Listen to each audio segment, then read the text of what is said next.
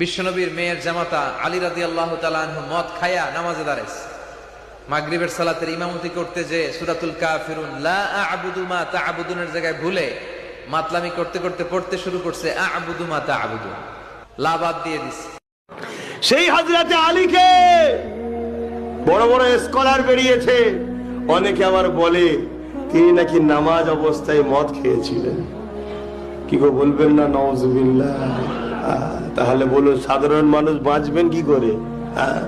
বড় বড় স্কলার যাদের আবার ফ্যান ফলোয়ার্স প্রচুর, বড় বড় স্ট্যাটাস, একটা বক্তব্য দিলে কোটি কোটি কি বলে ভিভাস না কি বলে বলেন না, এক মুহূর্তে সব হয়ে যায়।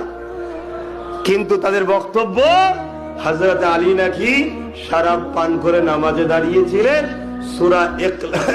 সূরা কাফিরুন পড়তে গিয়ে ভুল পড়ে ফেলেছিলেন। বলুন নাউজুবিল্লাহ, লা হাওলা ওয়ালা কুওয়াতা ইল্লা বিল্লাহ। হায় রে আলেম, হায় রে জালিম, তোর মুখের ভাষা কি? যে 7 বছর বয়স থেকে আল্লাহর নবীর ছায়া সঙ্গী, সফর সাথী, সর্বসময় হুজুরের সাথে, সেই হযরত আলী শরাব পান করেছে। তাহলে কি শিক্ষা উম্মতকে?